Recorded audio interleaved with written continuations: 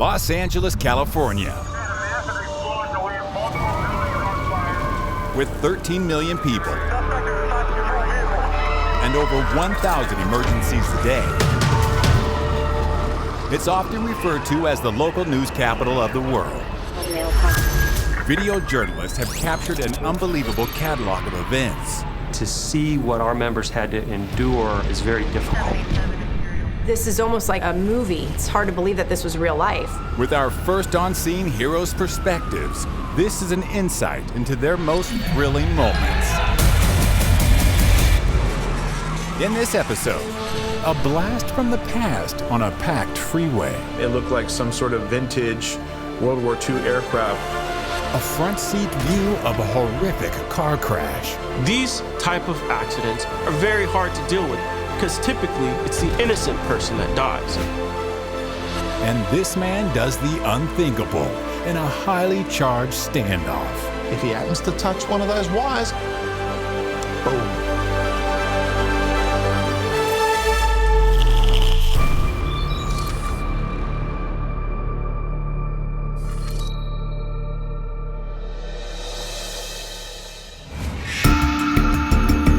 Movies and music often depict Los Angeles as a dangerous, violent city. And sometimes, real life imitates the art. It's 10:45 p.m. in the San Fernando Valley, and the radio is buzzing with reports of a house party gone wrong. In high crime areas, typically we have a lot of gang involvement. And you gotta be careful where you walk because you don't know whose hood you're technically going into. This is Silmar, which is in the San Fernando Valley. It's a residential area. There's just gangs on each different street.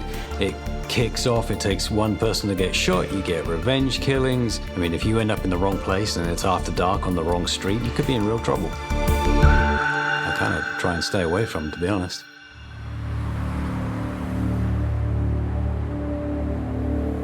I generally don't go to gang shootings because they don't sell, in all honesty, because they happen so much. But when you hear multiple calls on the radios for multiple victims, I'm close enough. I'm gonna go. Roll up, nothing there. I get out of my car, screams. Right there, man! It was the beginning of chaos is what I saw when I first got there. I looked down the street. Someone's being carried up the road by two other people with a tourniquet on.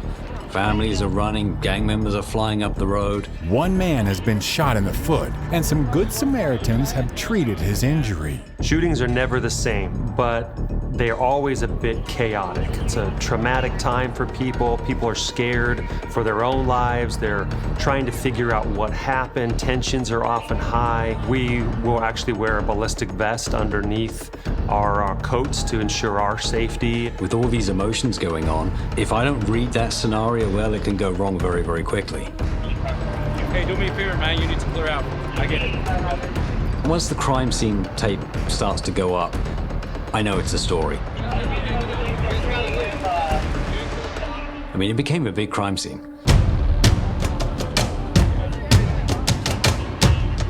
So within a matter of 5 minutes, you've probably got 15, 20 cops there, crime tape going up across the street. So once an officer hears shots fired, and then all hands on deck. We have to lock down the scene, we have to identify victims, and we have to render aid. With the dramatically increased police presence, Howard senses there's more to this story than appears. So I look around, I'm looking through gaps, I'm looking over hedges, I'm looking through fences, and then I see it. There's a body in the driveway. What started out as a Friday night house party has become a deadly crime scene.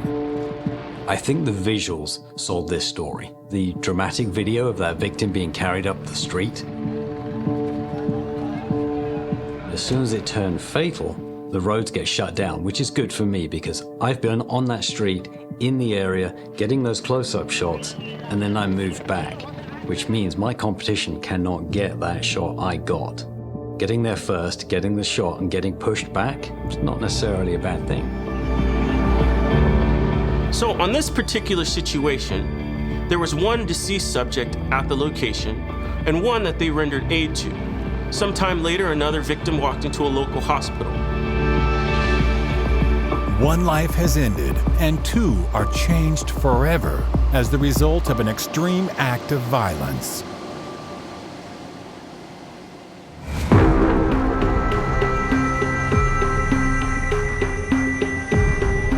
In large cities, horrific car crashes are all too common.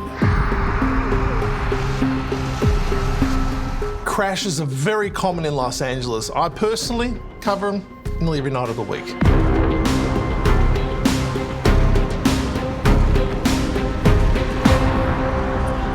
So here it was, staged up in my normal spot, and I hear a crash come out. LAPD broadcast a major traffic collision, so I heard the address. I was 3 minutes away. I got there, and there was carnage. There was 2 cars smashed up. There's a girl sitting on the grass, she's got blood all over her, and then there was 2 people trapped in the car in the middle of the road. For us as news journalists, the ultimate is to get a crash on tape. It's very rare we get that. But when someone comes up and says, "Excuse me, sir, I've got dash cam footage, would you like it?" I said, "No." If a driver can pull up dash cam video while on scene, that is always ideal for police officers. That's how they work out who was at fault and who wasn't.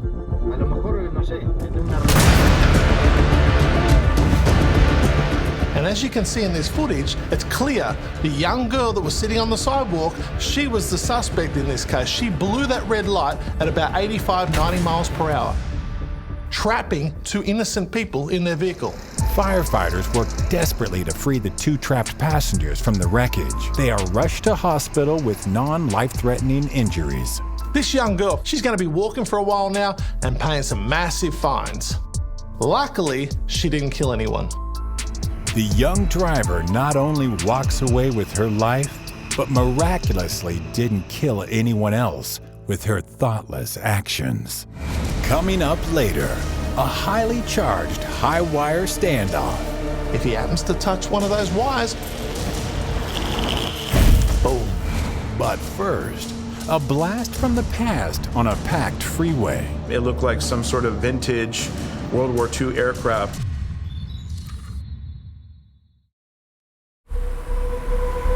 In Agora Hills, west of Los Angeles, unsuspecting drivers on the busy Ventura Freeway are shocked to see the past suddenly come to life when a plane crashes in a blaze of fire. Plane crashes are a very scary situation. You don't really know if that person's going to be okay or you're going to be able to get them out of the plane. This was a few miles from my house. I thought, okay, well, I'm going to try and get there. At this point, I thought it was a Cessna down on the freeway. Great visuals, right? It's going to be a good one. Usually when we see crashes like this and the plane's on fire, typically means the plane has had fuel in it. These are really scary because I think, you know, is this thing going to explode like in the movies? The crash happened during rush hour. Now, that is not a great time to get anywhere in Los Angeles at all. It can take you 2 hours to do 5 miles. I arrive, and even though it took me 25 minutes to get there, the plane was still on fire. So I grab my camera and I'm getting those flames on tape, which is absolute gold. But what really stuck out to me was it looked like a military aircraft. It looked like some sort of vintage World War II aircraft. I mean, it's not a Cessna. Cessnas fall out of the sky all the time. Well, this is really uncommon. With traffic at a complete standstill, all motorists can do is watch the firefighters attempt to extinguish the blaze.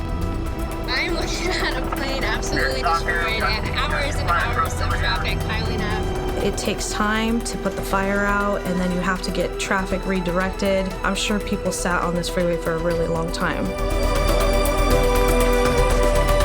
I mean, somehow in this instance, the pilot was uninjured. I mean, the plane's demolished, it's on fire in the middle of a freeway, and you walk away from that? It's a pretty good day. Against all odds, the pilot walked away with his life. But this is a crash that motorists will never forget.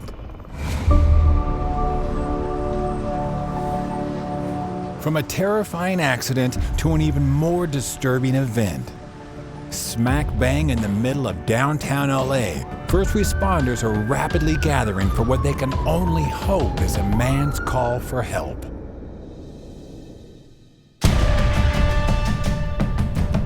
A man climbs up high-tension power lines and just sits there? Something's not right here. This man obviously has no fear climbing to the top of that. Preparing for the worst, the police secure the scene as the unbelievable height this man has climbed has only made it that much more dangerous for him to come down. And the long fall isn't the only threat to his safety. This guy's climbed up a 50-foot high-tension power pole. That in itself is dangerous, but as you can see, he's sitting right on the top of it with high-voltage lines both sides of him. If he happens to touch one of those wires, boom. You definitely don't want this outcome to be that guy getting electrocuted or falling off. It's a long way down. Going up this pole, we have to assume that he has terrible motives. Hopefully, we can talk this guy down. We like for all of these situations to end peacefully. The person getting the help that they need without injury. People do things for many different reasons. He could have had financial issues. He could have been mentally ill.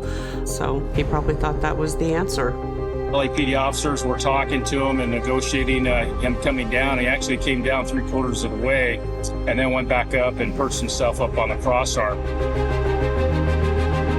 But if he's non-responsive, all you can do is try to get measures in place until he decides to do whatever he's gonna do. With little progress, the fire department makes preparations for the frightening scenario of a jump. An air rescue cushion is one of the unique tools in our toolbox, and they're carried by truck companies that are strategically placed throughout Los Angeles. The benefit is it's quickly inflatable, it's very lightweight. You could utilize people power to push it, ropes to pull it, to be able to try to get it right underneath the target where that individual can hopefully land. And then the important comes into play. We get them to the hospital, we get them the medical and the mental care that they need later. This situation is shaping up for a tragic ending. Everyone's thinking, do not touch that wire, do not touch that wire. And then... Coming up. When he reached out, wow, that was intense.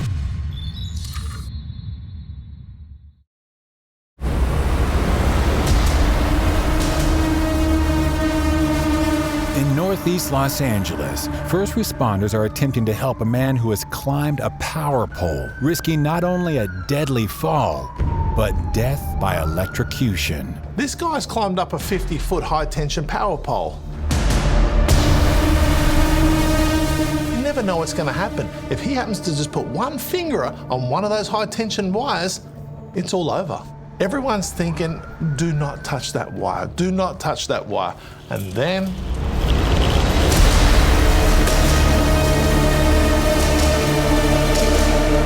When he reached out and touched that wire and all the sparks ignited, wow. I mean, instantly you think, oh, he's dead.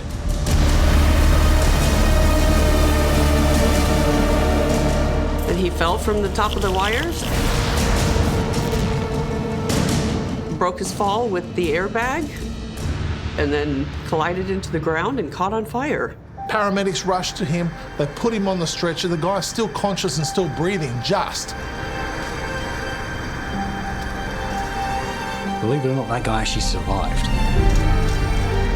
Yeah, he survived the fall. He survived the fall. And luckily, he survived the shock. But the electricity has left the man with severe burns that need urgent medical treatment.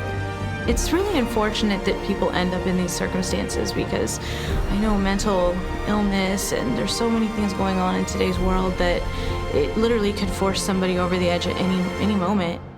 For everyone left on scene, there is great relief, but none are in doubt that this could have ended differently.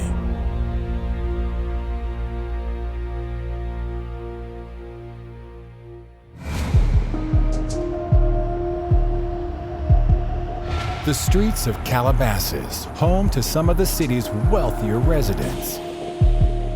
Police have received a call about a high-speed car crash, but this is not just your run-of-the-mill vehicle. You gotta love a good Lamborghini crash. Teenagers take parents' cars, but this is a Lamborghini. This is a $500,000 car that's being taken by a 17-year-old and then totaled. I mean, that could turn into a really good story. I live close by. I thought, hey, I'll go and check it out.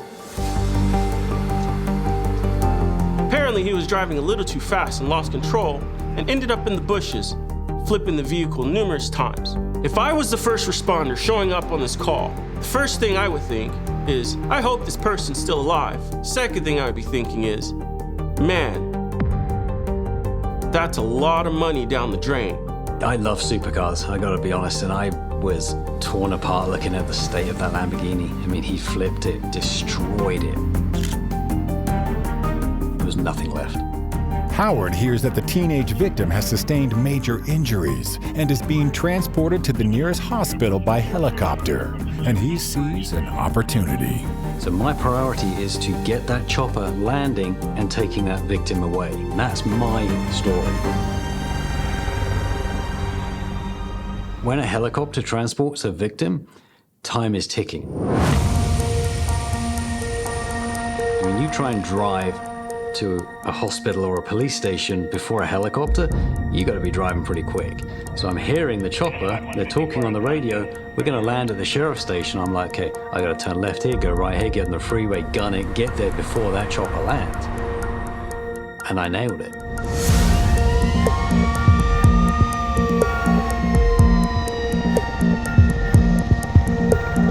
I got there before the chopper landed, just before the chopper landed. I'm talking seconds before, not minutes. I just about made it. Howard arrives with just seconds to spare as the helicopter lands at the sheriff's station to transport the teenager to hospital. Thankfully, the 17-year-old is going to be okay, but, he definitely has some explaining to do with his father, that's for sure.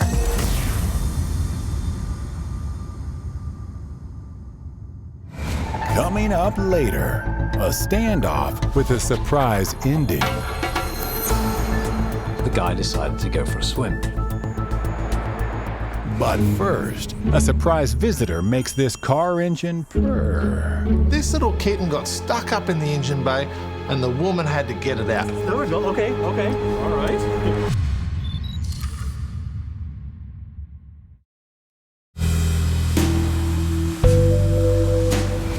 Los Angeles, the city of angels and the city of furry companions. With over half the city owning pets, it's not unusual for one to escape from their owner.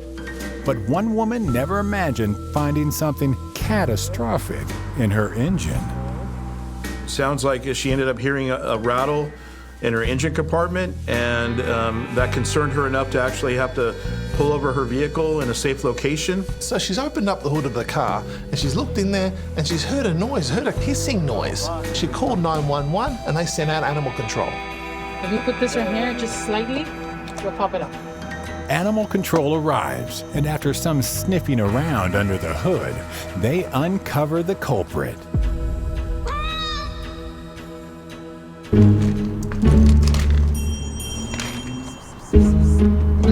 I've personally never filmed a cat rescue in a car. I've actually seen snakes and so on, but this little kitten got stuck up in the engine bay and the woman had to get it out. That's tuna on the car.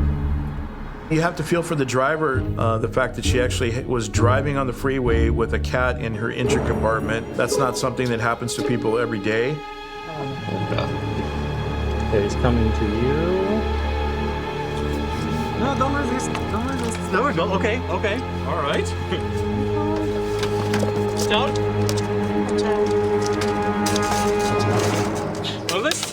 All right. Oh, nice. It's human nature. Everyone loves animals, and the last thing you want to do is see a cat or a dog or anyone getting hurt. So in this case, animal control saved the cat, and it was a happy ending for everyone. The fiery feline is now safe and ready for its next adventure. Such a cute kitty.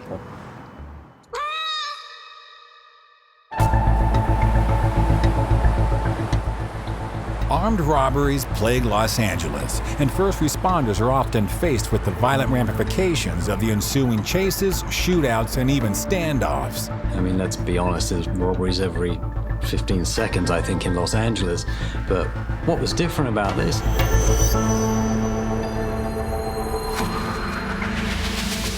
was the guy decided to go for a swim.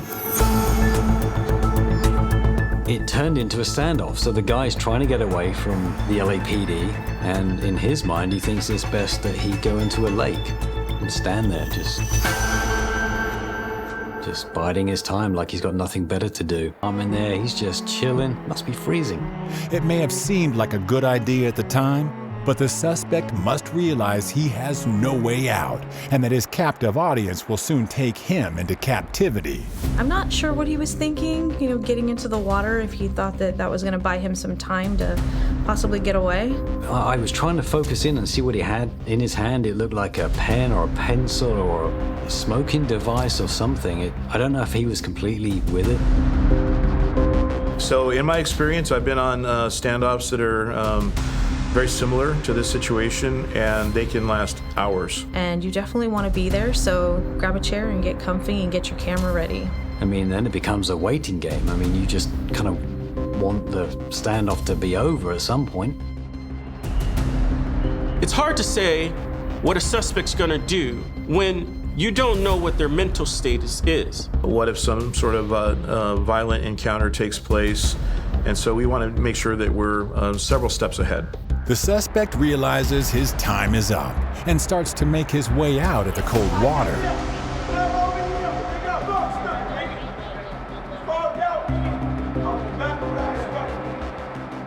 From a police perspective on something like this, it adds an element of danger because you can't see below his waist. I mean, does he have a knife? Does he have a gun in his pocket? I mean, that danger level is elevated now. I mean, he's just committed an armed robbery, so where is that gun? I mean, that can turn ugly very, very quickly. Firefighters and police officers got together with a plan. They wanted to make sure that they could, de-escalate the situation. The police tempt the suspect out of the water with an irresistible piece of pizza. With the suspect distracted by the free pizza, firefighters and police see an opportunity to make their move. They grab the suspect and pull him out of the water as he tries to resist.